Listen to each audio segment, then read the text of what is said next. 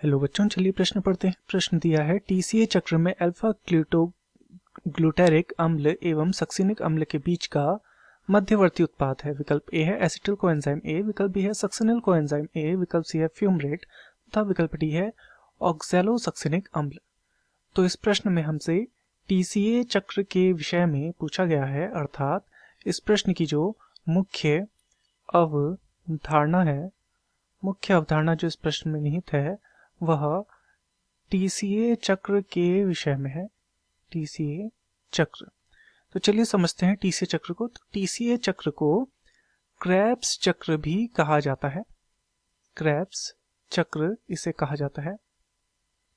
यह जो चक्र है यह वायवीय श्वसन यानी कि ऑक्सी श्वसन जिसे कहा जाता है, अर्थात ऑक्सीजन की उपस्थिति में जो श्वसन होता है उसमें यह चक्र हमें देखने को मिलता है।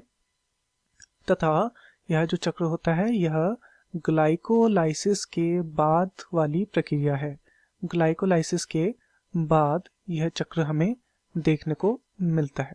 इस चक्र में क्या होता है कि ग्लाइकोलाइसिस का परिणाम स्वरूप बनता है पायरुविक अम्ल या पायरुवेट। तो इस पायरुवेट का यहाँ पर होता है ऑक्सीकरण होता है पायरुवेट का या पायरुविक अम्ल का, जो कि प्राप्त हुआ होता है ग्लाइकोलाइसिस की प्रक्रिया से।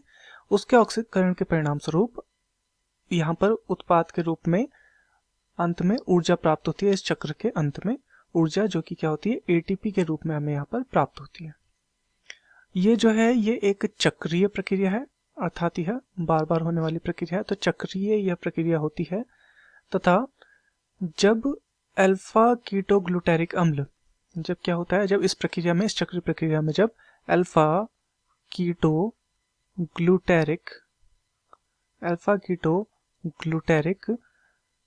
से जब सक्सिनिक अम्ल बनता है, जब क्या बनता है सक्सिनिक अम्ल यहाँ पर बनता है, तो इस प्रक्रिया में यहाँ पर सम्मिलित होता है सक्सिनिल कोएंजाइम ए।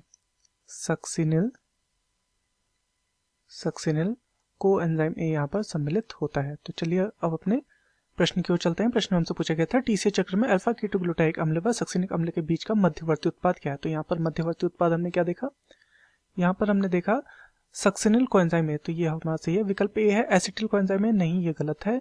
विकल्प बी हमारा सही है सक्सिनिल कोएंजाइम ए। विकल्प सी है फ्यूमरेट भी यहाँ देखने को नहीं मिलता है, ये भी गलत हो जाएगा।